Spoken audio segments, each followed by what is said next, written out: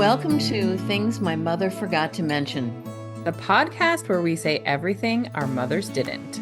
I'm Jan, a trauma therapist and author turned rogue storyteller, here to talk openly about the body, aging, and all the, wait, what? Moments of womanhood. And I'm Patty, an online business and tech nerd whose purpose is to elevate the voices of women in our world and who doesn't believe in taboo topics.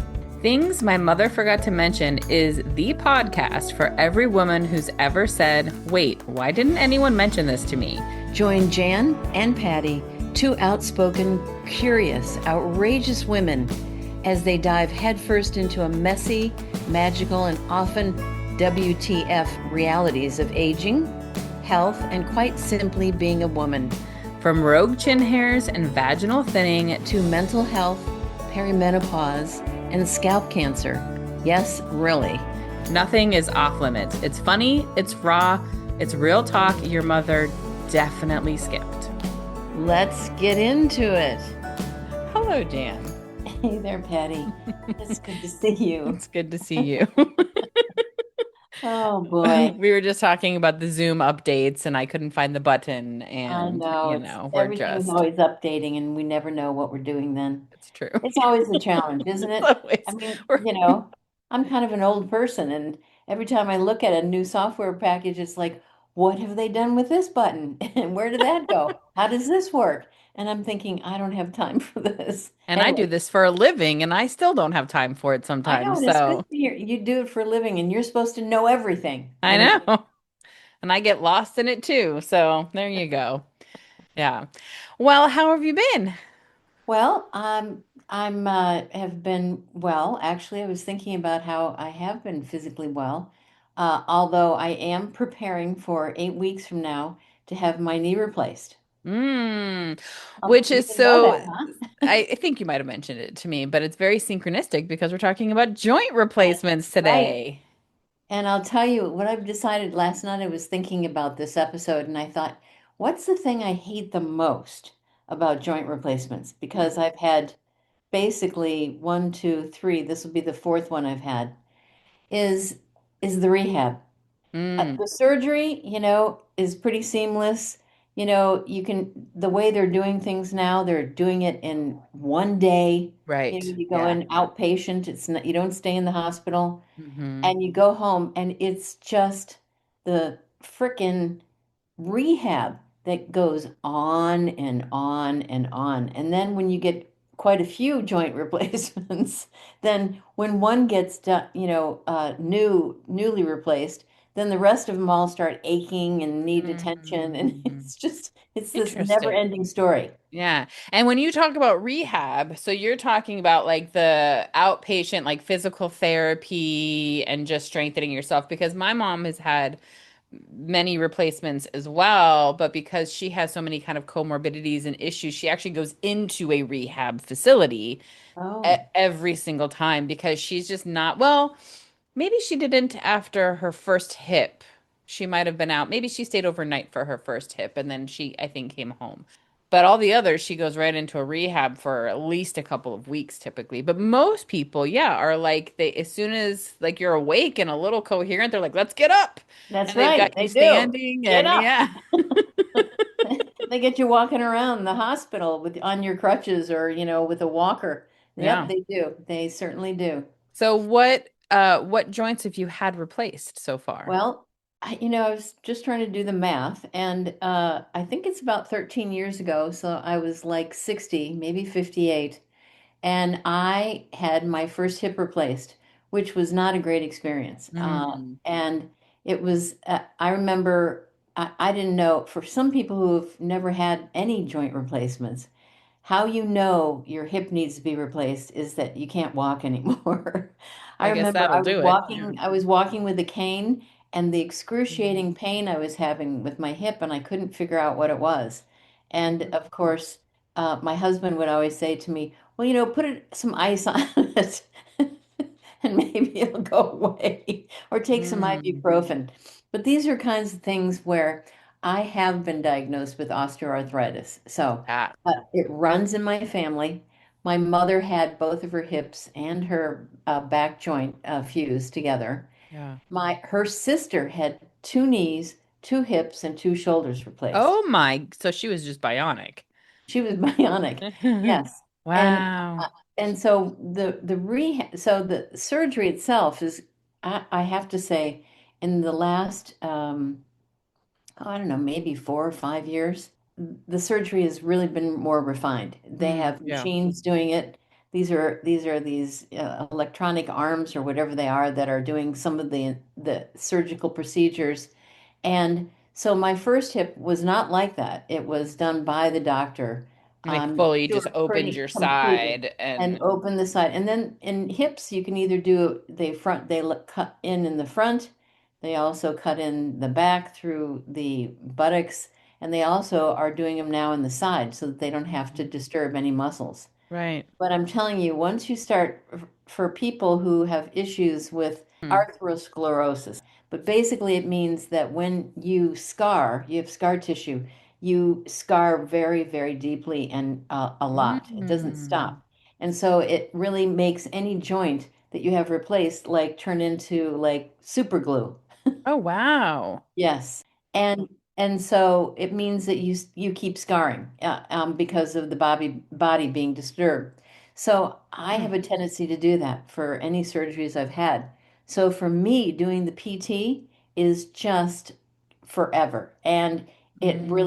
it really just touches what's going on because everything's gotten kind of glued down. The fascia has been interrupted. Fascia is what holds the muscles together. Yeah. And the fascia starts to shrink and tighten even with the scar tissue, and it makes the new joint really immovable. Huh. Wow. Now, not everybody has that, but Right. Of I'm very special. course you I do do. have it. Of course I do. You have like all the things. It's true. I don't know why I'm So laughing. how long were you in pain before your first hip? Like what kinds of things and treatments did you do before some doctor Yes, presumably was like, "Oh, actually, this is kaput and for lack of a better term, and right. needs to be replaced." Yes. And they do this for knees, they do this for hips, and I've had both of them done. And even actually in my back, when I had my back fused together because of a joint actually got misplaced. Basically, they give you steroids. They go in with these under these tables and this arthroscopic kind of X-ray Hmm. thing, and they put in steroids to cortisone, Yeah, and they shots. tried shots to help the joint loosen up and to alleviate the pain. I Right. had that done with both hips, my back, and my knee currently. Yeah. Yeah, my So mom one, has had did she? many a steroid shot. Oh, Yeah. yeah. Yeah. Yeah. Yeah. And then they stop working. And Right. then and then you're kind of SOL. And so Mm. then you're like, okay, what's next? And the next is, and they always say this, the doctors, your quality of life. How is your quality of life? And you want to say, it stinks, man.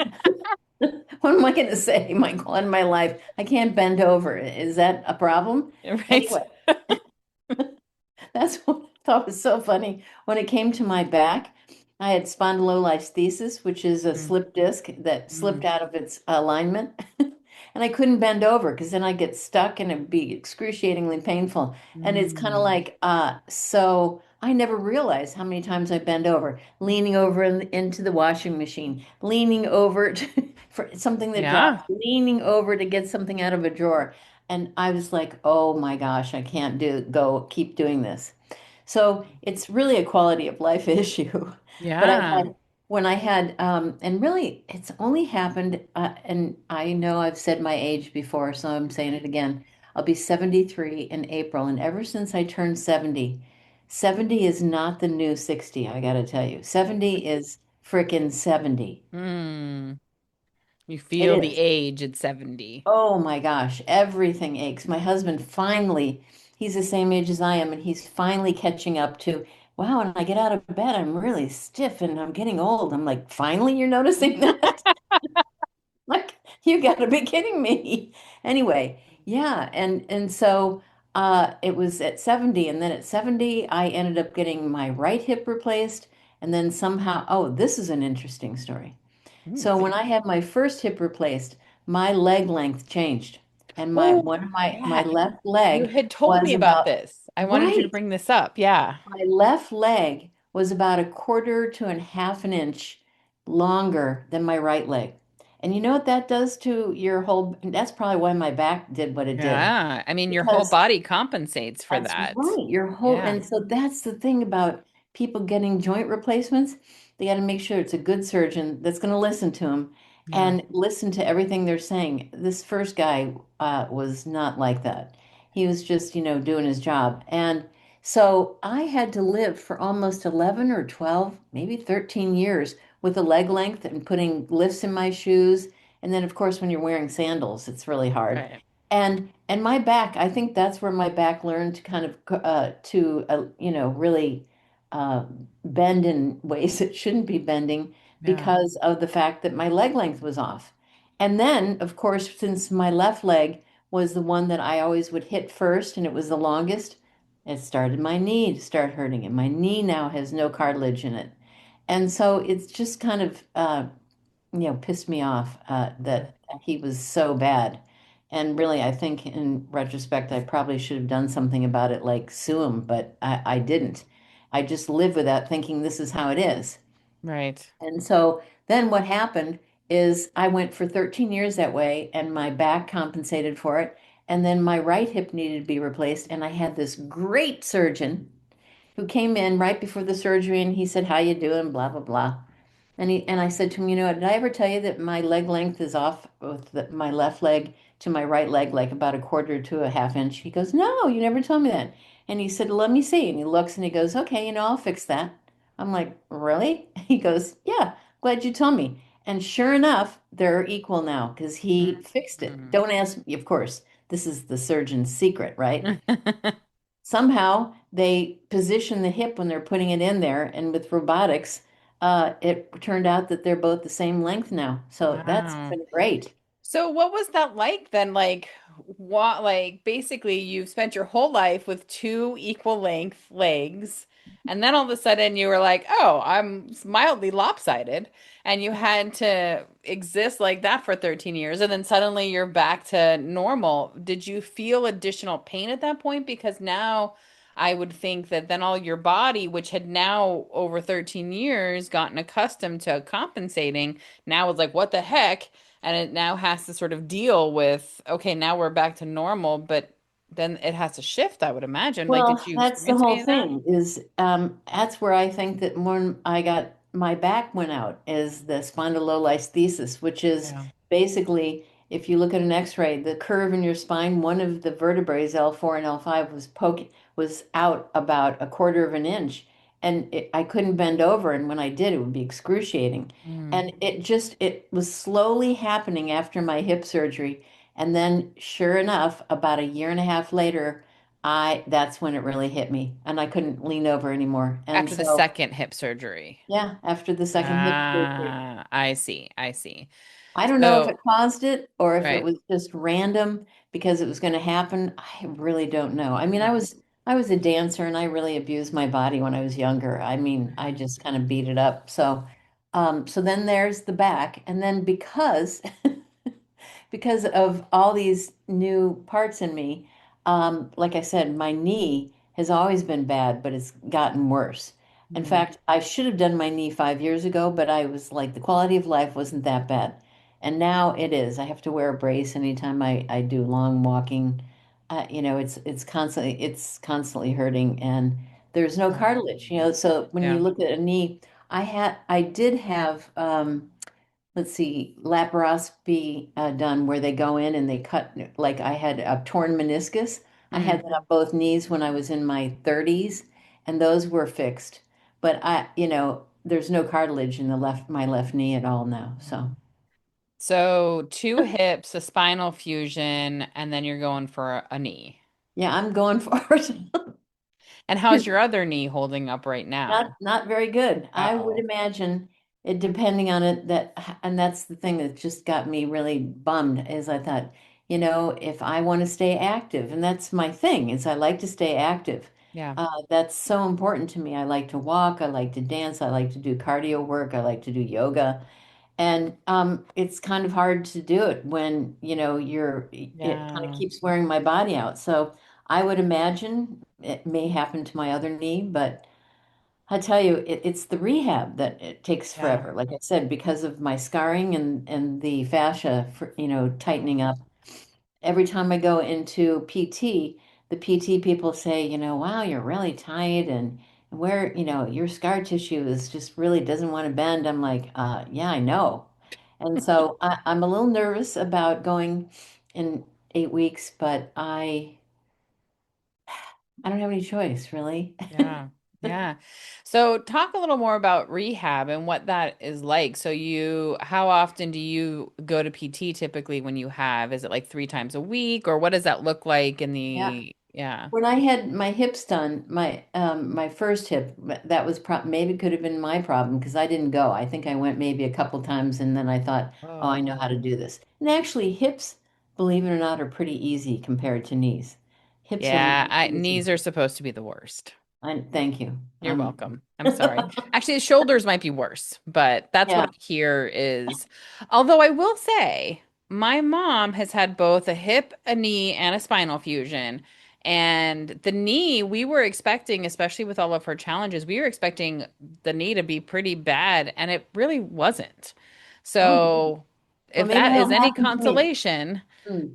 yeah. So, well, I'm really hoping. I mean, so PT looks like and my right hip, they take you through a bunch of exercises. You go maybe twice a week. After about with hips, I think it was after about 3 or 4 weeks.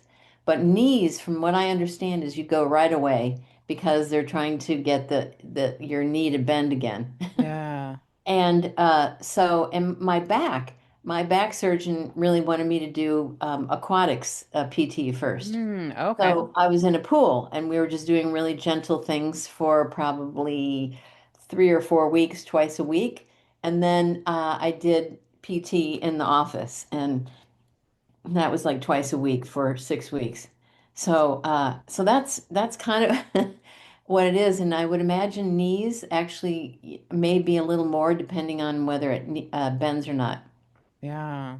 Now, a Yeah. good friend of mine had her knee replaced, the same one about it'll be a year in July. Hmm. And oh, she was on their show, Okay. Kathy Sachs, and who was talking about menopause. And she has the same thing as the arthrosclerosis. I can't even say Mm. that. She has the same thing, and her knee stopped bending, and they had to go put her under again and break up all the scar tissue. After the surgery. So she had the Correct. surgery. Oh, Correct. Correct. And now her knee is bending a whole lot more and she's happy with it. And I'm thinking, oh, brother. So, I don't know. Call yeah. me the person with the glass half empty but I just have so far, my history has not been great for coming out of surgeries with everything bending and back to normal. So, Yeah. but I mean, Yeah. most people who don't have those issues, Yeah. uh, they do pretty darn well. And surgery and with, all these robotic arms and everything is really advanced so much. It's Hmm. pretty remarkable. I Yeah. mean, we're turning into a society just like, a car. To me, it's like going to a body shop. You go in, you have a joint replaced, Yeah. It's like, new tires or a Yeah. new, axle or something. I don't know, but it's pretty amazing. Yeah. It's true. I was in some class I was watching for a client or something, and one of the people in the class, it was like an ongoing repeated class, and she had a spinal fusion and she was young and active, or, no, I guess she was older, but she was active, is my point. And so, and she would walk miles and miles and miles every day and everything. And like, she was out for a short period that we didn't see her. And then she was there and she was like, oh, yeah, I walked a mile today. Like, she Yeah. was like really fast after Yeah. the spinal fusion. She was up and moving. And so I think that How my, old was she? I don't know her actual age, but I think she was probably in her 60s or 70s. Oh, really? So, Okay. yeah. And so she was definitely active already, clearly. And so It really, I think, makes a difference. And that's what I mean, what I was hearing too, like as we've been through various doctors and consultations, that everything you have to do when you go to these points, because it's true, it gets to a point where you're in excruciating pain by the time you're getting the actual surgery done because you've done all of the cortisone shots and they just don't work anymore. And it's like, okay, well now we have to, and you have to wait like I think 3 months or something before you can get the next shot in. That's right. Yeah. And so, yeah, my mom has done that stuff and she has arthritis in both of her shoulders, but she's like, but she's no longer, her bones are not strong enough. Yes, yes, that's a problem. So she actually can't get a shoulder replacement. So she's just got to kind of live with it. Live with it, right. Yeah. So I have Yeah. osteopenia, and the doctor, when he was fusing my back, said he was a little worried about it all, kind of, because what they do is they put a spacer in there, and then they put in bone marrow in there. Don't ask me who it was, Mm. but they put it in there. I was just like, okay, just don't tell me who that is or what it is. Anyway, Right. so they put it in there, and the bone marrow then, heals Yeah. and attaches to the existing bone structure. And he was a little worried because I have osteopenia, but he said it really did well. So, but if Mm. people have osteoarthritis, Yeah. it's and they have what is it, osteopenia, and then the other one's what is the last? Osteoporosis. Yes, I do not have that, but that's Right. like when things, maybe that's what your mom has now. She might. Mhm. Yeah. There she has lots of things. Yeah. Yeah. It's interesting the whole process to get to that point. And I Right. remember both of her for her back fusion and her hip by the time we were getting her in for surgery, the pain, like she could barely function. It was Yep. so Yeah, because excruciating. it can, that's the Yeah. thing about hips. It can get so bad, and usually there's a wait list trying to get into any Mm. kind of an orthopedic surgeon. You'll be lucky if sometimes you can take if someone cancels, you can get in, but it Right. usually is a 2 or 3 month wait. I don't Right. know how it Yes. is in part of the rest of the country. And Yeah. even on knees, like knees, I could take my knee longer because I wear this brace on it. But I did cortisone shots. I did another thing. I can't remember what it's called. It's some kind of like gel that they put in your knee, and it's Mm. supposed to Oh cushion it. yeah. Yeah, yeah, yeah. I She did tried that that. too for something. Yeah. Right. And it's expensive, and your insurance company won't give it to you until you've tried cortisone. There's this whole kind of regiment that they make you Yeah. go through before you get to. And the last thing I did is the PRP, which is platelets, where they spin them and they put them back in your knee. Oh. Didn't do a thing. Huh. So Interesting. I've done everything that there is. I Right. was kind of hoping that if I waited long enough, I might get into they're growing all kinds of cartilage. And I thought maybe if they Oh. grow, they learn how to replace it and they can inject me. It'll grow and I won't have to worry about not having cartilage. But That would be anyway, amazing. I I guess we're not know. there yet, huh? I don't think we're there yet. Yeah. So Yeah. Wow. Yeah, it's such a process. And like I said, I think if you stay active and I think what I've learned too is the big thing for the success of these is to go as like be as active as possible as you're yeah, allowed to be yeah. right away. And that was one of the big concerns is that my mom struggled with being active a bit and her spine surgeon even talked about it. He was like, my concern is that you're not going to get up and walk and do things and you'll end up and he his I don't think his comedy was welcomed at that moment, but he said you'll end up like a turtle. Oh my gosh. Yeah, like Nice. you'll just That's not be not. able to move and Well, his and bedside manner maybe needs some improvement. He'll be like yeah. a turtle. Yeah. Um, And I will say for her, actually, we weren't thrilled with him in the end because she seems to have gotten some nerve damage and everything from oh, the spinal shucks. surgery. So Yeah. she has issues with her, she's had issues with her feet since then. And like she ended up with something called drop foot afterwards that Yes, can I've happen heard that. sometimes. So she's had that. She ended up having to have a spinal fusion or an ankle fusion for that. Oh my God. She's had all sorts of, yeah, Wow, I she's thought I had was bad. Well, pins the in her key toes. is being in shape before the surgery. And Correct. so I have a coach, a physical ed, my stretch coach Oh. and building muscles. And so she's Great. actually, I have her at 3:15 today. And Great. I have it's over Zoom and we're strengthening the muscles in my left leg so that the surgery goes better and I can rehab better. So That's I thought that was great. amazing. But that's what I Yeah. highly would recommend. So many people who've had their knee replaced said make sure not just being active, but that you go get maybe even talk to a PT or someone that knows how to strengthen the muscles in Yeah. your knee Yeah. before the surgery because that'll help in the end. Yeah. Well, and in general, so the two things, right? So one is, and we've talked about this before, is like weight can be an issue if you're getting joint replaced because they will Yes. tend to not want, especially like hips and knees, they'll tend to Yep. not want to do that unless you've tried to lose weight because Yep. it's just the life of the joints aren't as great because they're likely to go out faster. So that's just sort of the reality of it. The other thing is that strength training throughout your life will also help with rehab and things like that. So if you're on a regular basis, not only that, but like your general health of like getting up off the floor when you're older and things like that, like I work out with a trainer and do strength training. And so even though I'm in a big body, I'm strong and I can get Mhm. off the floor and like as I get older, while I deal with the weight and stuff, but I lift kettlebells in my apartment and like and so doing that sort of work is also really important because if you have these types of surgeries, you will have the muscles built around the joints that will actually support your joints and Right. support you as you rehab and Hmm. start to heal from these things and also ideally help so maybe they don't get as bad in the first place, although I'm not a doctor so I can't speak to that, but I do know that afterwards if you've done strength training for a long period and are active and lifting weights and doing that sort of thing. And not to get all big and bulky, but like just to make sure you're lifting weights on a regular basis and working with a trainer that is focused on that longevity and it really makes a huge Yep. difference in like such small things. I've been working with my trainer for several years now, and just like so quickly when I started working with her, the things I would notice just about how I lifted things and you just learn how to use your body in a very different way Right. and it's really fascinating. Yeah. Right. Yeah. Well, so for anyone listening, the key is finding a good surgeon, Hmm. be preventative when it comes to Yes. hips, and make sure that you can talk to him. Because I had my first surgeon was not a very good. His bedside manner was horrible.